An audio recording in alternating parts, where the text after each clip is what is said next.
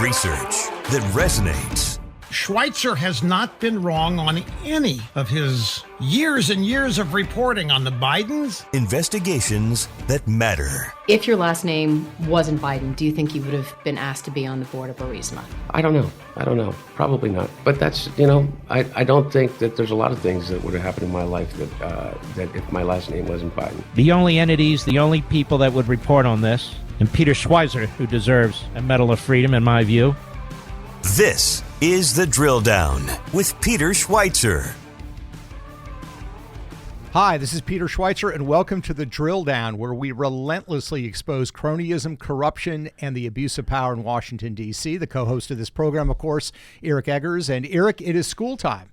It is school time. How wonderful for you to notice that now we have a legitimate rationale for when I'm not in the office. Like I'm allegedly tending to my children's scholastic obligations. You are. We're not going to talk about education, but we think it's interesting that there have been a lot of recent developments in the area of corruption, and the corrupt don't rest, and we're not going to rest either. We're not going to rest, and we do have a scholastic theme, though, because we got some reading and some writing and some arithmetic, and we got some math to do, and we have a couple of actually different topics to talk about that we will try to tie in together as broadcast professionals at the end of our program today.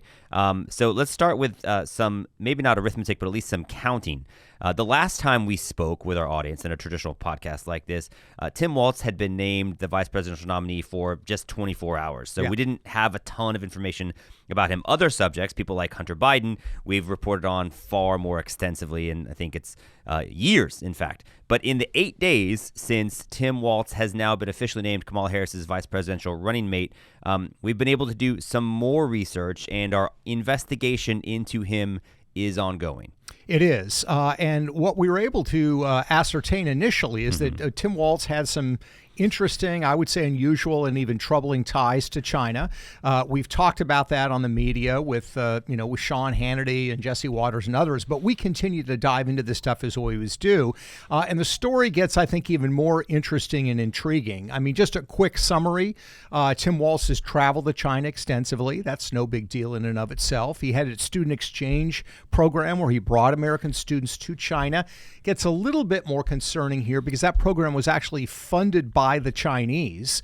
And of course, when you say it's funded by the Chinese, it's not some nonprofit. It's actually the Chinese Communist Party that runs that. And some very interesting comments from some of the students that were involved in that program. There was a local media account, for example, one of the students said that Walz told the students to downplay their Americanness when they were in China, which strikes me as odd. I mean, if we're going to have a cultural exchange, right? I mean, the purpose is to kind of get to know each other. And I certainly wouldn't expect him to tell Chinese students coming to the United States to downplay their Chineseness. Counterpoint. I actually feel like it's now making more sense why he was picked as Kamala Harris's vice presidential candidate, since downplaying your Americanness was, I think, the official foreign policy under Barack Obama. So, it's like, listen, we're all kind of in this together, guys. And it's the new campaign slogan, maybe, for the Citizen of the world, if I recall. Citizen of the world. There are other troubling aspects to this as well. In 2019, he is now governor of Minnesota. He gives a speech in front of a organization that is a known front organization, meaning it is connected to the CCP, and its purpose is to expand the sphere of influence of the Chinese Communist Party. When he had his inauguration in January of 2019 as governor, he actually invited Chinese diplomats to attend, which is odd and kind of strange. And we have some new research coming out on the investment fund, where Minnesota invests its pension fund dollars, of which, by the way, Tim Walz, I understand from you, is the actual chair of that body. Well, he's the governor of Minnesota, and so as the governor of Minnesota, he then acts as the chair of something called the Minnesota State Investment Board, I believe. And so he's on that with the auditor, the attorney general, and some other folks. But what's interesting is, and this is, I think we kind of put this in line with Minnesota putting their money where maybe Tim Walz's heart is, because there's a number of troubling ties between, as you noted, I mean, the fact that he's had these Chinese diplomats at his inauguration, and he's spoken at these pro-China events. Minneapolis, as it turns out, is one of only 7 cities to have secret Chinese police presences in these U.S. cities. Which Houston is another one, and the only reason that's relevant is as you may recall, we've talked like after COVID, and we're kind of trying to unpack what the China relationship was with COVID. Remember Houston, like they shut down their Chinese consulate and they burned all the documents. Like a lot of weird stuff happening in these Chinese enclaves, if you like, in major American cities. Minneapolis is one of them with this secret Chinese police station. Yeah, and what's interesting about that, by the way, is these are police stations. They're unofficial, meaning they're not Chinese government. Well, that's why they're secret. Exactly, and they're run by these affiliated, quote-unquote, patriotic organizations, and they're designed to intimidate Chinese nationals living in the United States who don't like the CCP. To keep them from like speaking out against. Right. Yeah. Gee, they threaten them. They physically intimidate them. The one that is in the Twin Cities actually works closely with a nonprofit in Minneapolis called Minnesota Global, which is very close to Tim Walz. And while Tim Walz has made some pretty aggressive statements about police brutality involving police departments in Minnesota, he's never criticized, he's never done anything about this unofficial secret police station that the Chinese are actually running. Another example of this kind of weird dichotomy in his view of America versus his views of China. Stay tuned, by the way, to at least something that Tim Walz is adjacent to as it relates to police brutality. We'll talk about that at the end when we tie in some of these other topics. But to the point about the financial ties, so in the last few years, there's been this trend in which states, I think actually encouraged by Joe Biden, are trying to prevent them from investing in things that might help bolster China. And as a result, other states that have maybe more conservative governance, states like Florida, Missouri, and Indiana, are passing legislation that would prohibit new investment and actually encourage divestment, right? They're pulling funds out. Well, Minnesota's decided to go the other way. So in the last 3 years, they have invested $900 million. This Minnesota State Board of Investment, of which Tim Walz is the chair as governor, has invested nearly $1 billion in China. And so they're, I think, based on the CNBC analysis we've seen, by far the most aggressive in terms of the percentage of investment of the funds that they're allocating into these funds into China at a time when many states are pulling out, or other states, even liberal states like California, New York, are investing a much smaller percentage of what they have to be governors of. Yeah, no, I mean, this is really weird. If you follow and track investments related to China, what you find is not only are states cutting back or limiting the amount they're investing in China, even big investment funds like Sequoia, which is a big venture capital firm out in California that basically invented investing in China 30 years ago. No, very controversial. Yeah. Has Sequoia has basically said, we're freezing for now.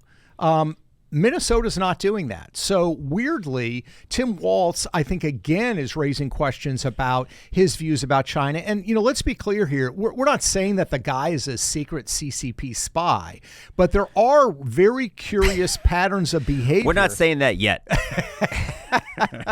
It's 8 days, Peter. Give us some damn time.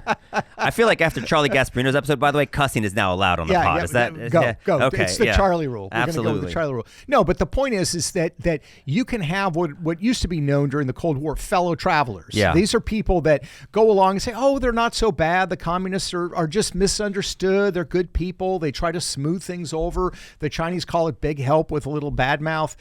That's what the concern is here, that Tim Walz is showing at best massive naivete when it comes to China. At worst, he has sympathies, and we're going to see later in this podcast examples, perhaps, of his embracing certain excesses of the police state, as it were, that I think make it a very serious question about it. For a guy who says, hey, mind your own business, right? He said during that speech, there's a lot of things here that show he's pretty selective on that. You know, it's interesting because I have learned from you and the research you've done, this dichotomy, to use your term, that exists in, let's call it, people that are more progressively inclined from a mentality standpoint. So they embrace causes of social justice and equity, yet there also is this affinity and affection for the totalitarian nature of China and their ability to, like, make that happen by force, if you like. Right. And so I think Tim Walz, there's this hypocrisy or juxtaposition of two seemingly conflicting ideals, and Minnesota and their investment fund is actually a really great example of that, because on the one hand, while they are kind of pushing many of their state pension fund chips into the center of the table, they're also saying they're going to use what they're calling a climate roadmap for state investments. So they're attempting to use the incentives of their state pension investment as a way to encourage more climate-friendly behavior. That's not exactly a phrase China's known for. No, not at all. Building more coal power plants than the rest of the world combined. Not even worried about quote unquote climate goals until, another 6 years from now, which again, it'll probably be extended. So again, it shows this hypocrisy, the standard to which he holds the United States and other countries, and then the standard to which he holds China is very different. And let's remember, if he becomes vice president of the United States, an important part of his role is going to be foreign policy. Kamala Harris has no experience there. He doesn't really have experience there. So this is going to be part of his job, is dealing with foreign leaders. And what I've seen with regards to China is very deeply troubling. I hate to be the guy who has to correct you on your own podcast, but unfortunately, I think you're forgetting something very significant, and that is Tim Walz's extensive foreign policy experience when he served in Afghanistan. Right. Forgive me. He did have a deployment in Italy, I believe, right? So that's going to count. But that's another thing that has emerged over the last 8 days is these claims, and it's taken on so many different twists and turns. You hear people say, hey, this is an example of how newsrooms should employ veterans because they need to be, let's call it veteran literate. We are fortunate enough to actually employ several veterans here at the Government Accountability Institute, one of whom is a Marine. And so we've been able to take his counsel about what do you think is legitimate here? What do you think is not legitimate? There's signs of him holding up a sign that says Operation Enduring Freedom Veteran. And the implication would be that, that suggests that he was actually in Afghanistan versus not. He would say, he was in support of that particular mission. But there are a couple of quotes in which he says, holding a weapon of war as I've done. And I think the best... weapon of war in war. And the best analysis I've seen is that at the least, he's guilty of promoting, because his office has sent out press packets that include articles that misstate the level of engagement he's had in terms of where he's been deployed and what his ranks have been and those types of things. So he's at least guilty of allowing others and not correcting others who have overinflated his level of military accomplishment. Yeah, and look, I did not serve in the military. I have a lot of friends who have and are, and what I'll tell you is they're very precise about certain things. They're very precise about rank, right? You don't call yourself a full colonel or a full bird colonel if you're only a lieutenant colonel. They're different. They're very close, but they're different. So part of the problem is this rank that Walz, has consistently claimed that he had, that he actually didn't have because he didn't fulfill the terms of his service. And there's lots of examples of him on his own campaign literature getting his own rank wrong. That's just, from military friends, that's just weird. But I think even more so, this question of actually serving in combat. Combat is a very specific term. It means a very specific thing. It does not mean, for example, during the Vietnam War, if you were, a U.S. Official serving in Japan, you were not in combat. You were not in the Vietnam War. You were in theater, but you were not in the war. And so these, I think, are very serious questions. And then the issue becomes, Eric, and I'd love your thoughts on this, is that Walz's response to this, to me, is sort of truly bizarre. I mean, it's one thing if, you're at a speech and somebody says you're a combat veteran and you don't stand up and correct them. But that happened numerous times. The question is, why don't you just come out and say, look, I made a mistake, I apologize. To me, it's sort of the fact that he's digging in his heels, that he does not want to address this issue, to me speaks to an issue of character. It also speaks to an issue of arrogance. Like, he feels like he deserves this. It's part of him, and he's not going to back down on it. I think this issue would not necessarily completely go away, but would be minimized if he actually just apologized for it. What it actually reminds me of is, you may or not recall, but there was a football coach who went from Georgia Tech and they got hired by Notre Dame, a guy named George O'Leary. Yeah. And he's this Irish guy, the Fighting Irish Notre Dame. They've promoted this. They've hired this guy. It's this great fit.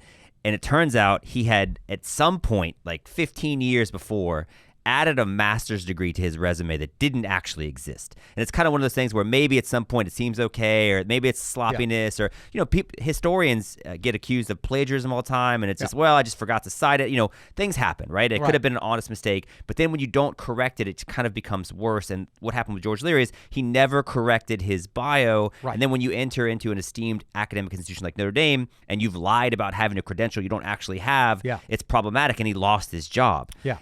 And I kind of wonder if that didn't happen with this guy. If it's at some point he became comfortable at least being adjacent to some level of rank or accomplishment that he maybe didn't totally get, but it didn't seem like that big of a deal because he's just this dude running for Congress, and now the spotlight is greater, and it's almost like too late to go back and correct it, because why didn't you do it a decade ago? Yeah, and I also think the fact that he is progressive politically is leading him to double and triple down on this, because what progressives really desire and want are military, ex-military or vets to run as progressives who've been in combat, because it shows sort of a granularity there that they don't really have on their side. So it was at a premium for him. This made him, and there are numerous video clips out there of him actually being touted by Nancy Pelosi and others and saying, oh, he actually served. And he doesn't correct them. And he doesn't correct them. So it's a currency that's highly valued on the political left, and I think is one of the reasons he's trying to cling to. I will say this. I find this whole episode to be highly convicting on a personal level. Because as the grandson of somebody who attended West Point and actually did achieve the rank of lieutenant colonel, and as the nephew of another man who went to West Point, I was expected to go to West Point. Were you? Absolutely. And for a lot of reasons, mostly owing to my personal sloth and inability to meet deadlines, I did not attend West Point. But I've always said publicly and elsewhere that I've attended the West Point of the South, which is Florida State University. It's not actually the West Point of the South, and I just want to be very honest. If anybody's under a misapprehension that somehow I have done this, I did not do it. I was, it's not actually. So it's a bit of a creative license on my part. No, well, so my dad is Swiss, so we kind of sit out wars. That's what we do. I'm not saying that's my personal. But you keep excellent time. Right. I didn't have that heritage as part. But look, I don't think this issue is going away. Yeah. I think it's a major problem, and it speaks to some of the other elements of his personality that I think do not bode well as a candidate. Well, one of the elements, I think, is his affinity for, we talked about the China stuff. He's got affinity for certain constituencies. Yeah. And I think he's been willing to do things that might not be in the state's best interest on behalf of those constituencies. And one of those, if you have been listening to this podcast long enough to actually know the story I'm going to reference, then thank you so much. You were on this a couple of years ago. We were on this. It's a ridiculous story. We have this sort of history about EBT fraud, food stamp fraud, and people that committed, and the egregious nature of the manifestations of that. I actually spoke in Minnesota about welfare fraud back in 2022 in the summer, and then a story came out around that time of it's this ridiculous, it's $250 million worth of fraud. Unbelievable. 70 people have subsequently been arrested. It's kind of comical and fanciful, and there's stories of these weddings with elaborate gold gifts that are so gaudy that people took pictures of them, and that's actually kind of what led to some of the investigations, and kickback schemes in the six figures, and people buying $2.7 million mansions that essentially run feeding programs for Somali immigrants. I mean, that's all part of what's happened in Minnesota under Tim Walz's reign. Right. And it's now, because he's now the vice. This is another thing that's kind of come back up. Wait, you were over this?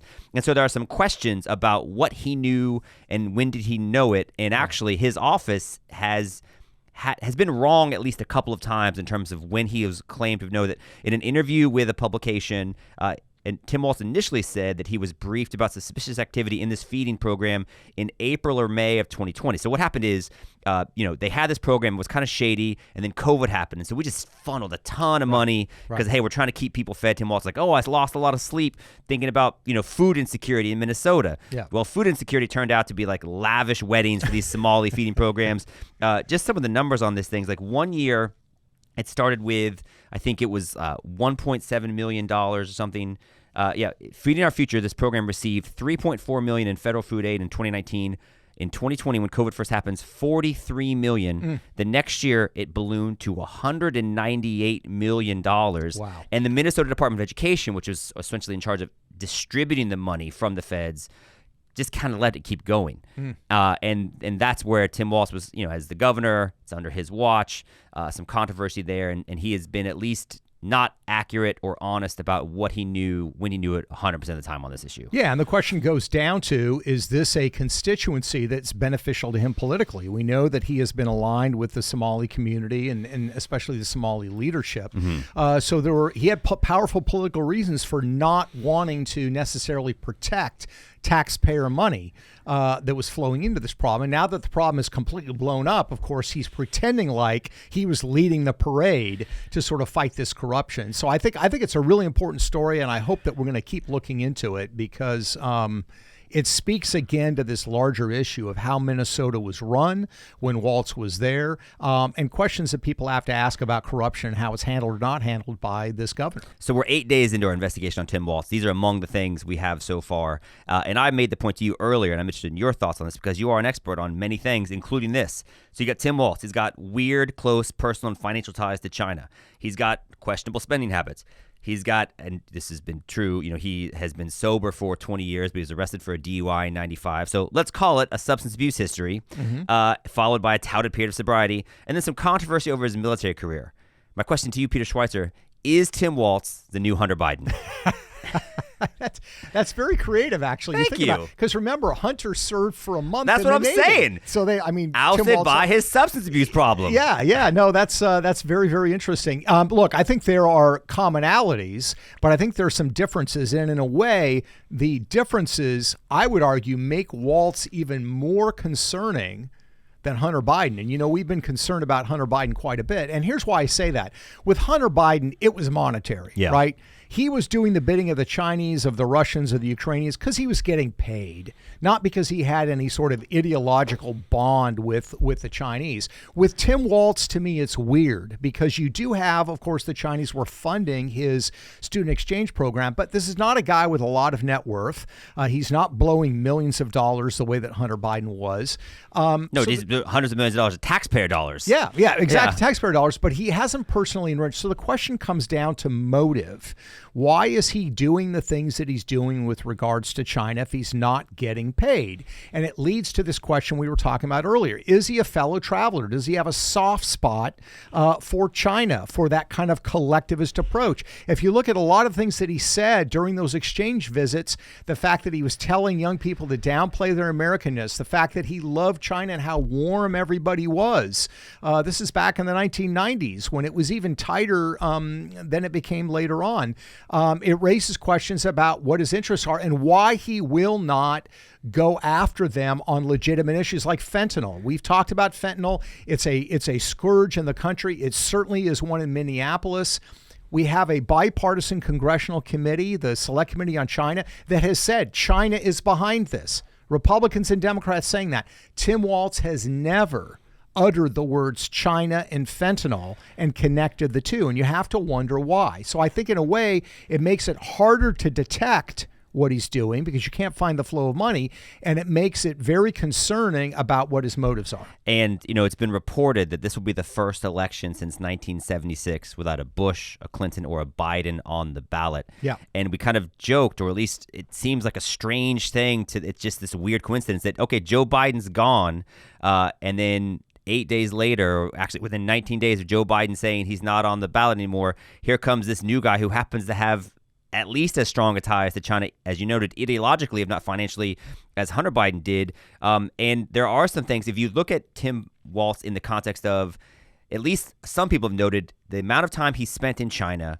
and given the fact that he had this military career as this young guy and he's politically aspirational, he would have been an attractive asset to China. Well, and I would say we'll hopefully have him on the show, but I got contacted by a guy who used to work in FBI counterintelligence dealing with China, and heard an interview that I did with Sean Hannity, and he said, you are absolutely spot on. This is the kind of thing that the Chinese would target all the time, which is trying to get somebody to help them do their bidding. So hopefully we'll have them on the podcast, but I've heard that from this individual and from people that worked in general in intelligence. This is how they operate. So then you look at how Tim Walz governed during some aspects of COVID, and we're going to play a video in a second. And we have to say that this is a video that has been reported by some news outlets as saying this is reportedly from Minneapolis or from Minnesota, during the COVID period, but also in the aftermath of the George Floyd riots, which I think gives it some context. But here's some video of purportedly Minnesota residents who are now being shot by paintballs with the National Guard being deployed in the streets. Listen to this. No, there's more. Look at this. They just keep coming. Go inside! Get inside! Get inside! Get inside! Get in your house now! Let's go! Light him up! Go inside now! Get in the hell!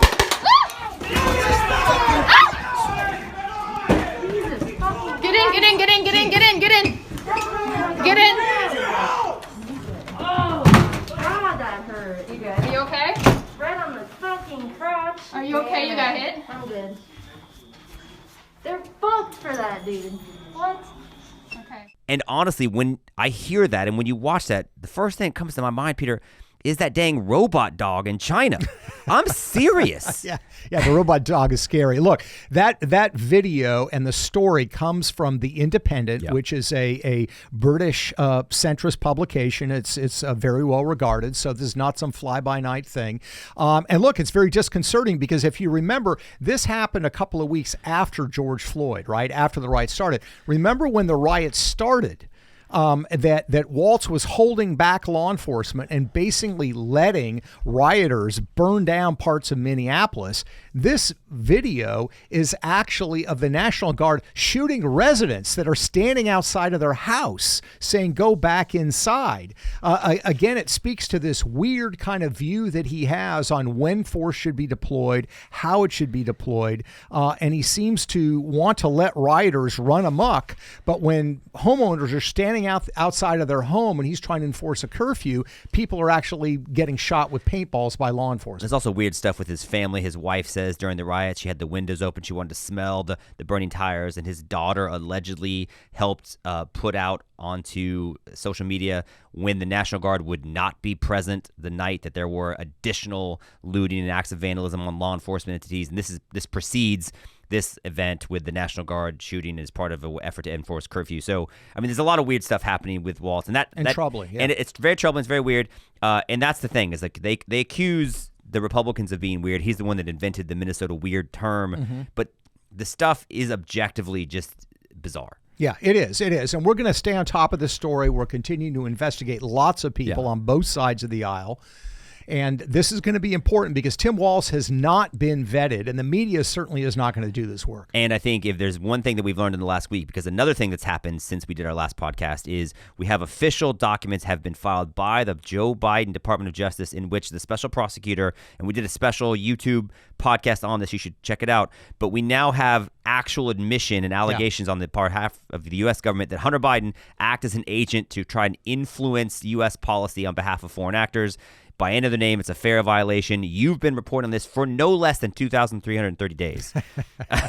No, seriously. It's a while. Since March 20th, I think 2018 is when Secret Empires came out. That's when you first provided documented and factual evidence that this was true. It's been a long time, but now official people are agreeing with you. We don't have that kind of time with Tim Walz. No, we don't. We don't. And that's why we need to keep pursuing this. And look, the truth, I believe, some people call me naive, the truth will win out. It will win out because it's the truth. And I still think there are enough people out there that believe in, truth and falsehood. When it comes to Tim Walz, the major media outlets are not covering this stuff. They're not covering a lot of the Kamala Harris stuff that we've talked about before, the issue involving, pedophiles in California, the issues involving clients of her husband's law firm, the issue of Willie Brown and how she became elected with his support and then she dismissed criminal charges against a lot of his political allies. Those stories are not going to get reported. But here's the key thing. The Hunter Biden example is a great one. At the end of the day, you now have the Biden Department of Justice saying that Hunter Biden engaged in influence peddling for foreign governments. That is a victory. I think it's going to be interesting to see what comes forward. We're probably going to see Joe Biden pardon his son, but this is an enormous victory for truth, and it's the sort of thing that we fight for every day here. In the media's defense, as it relates to not being able to cover all the stuff that we've raised about Kamala Harris or even Tim Walz, who has time to do it with all the joy? We're drowning in joy and optimism. It's a happy campaign. They're just happy warriors. It's just maybe they're happy warriors on behalf of the Chinese Republic. Who knows? Exactly right. Well, we appreciate you as always joining us. We know Eric and I love to talk about this stuff, and we're glad that you enjoy listening to it. You can certainly find this podcast wherever fine podcasts are located. You can go to thedrilldown.com, which is our website. You can certainly find Eric's book on election fraud and my books at amazon.com and other fine locations. Thanks again for joining us. Until next time.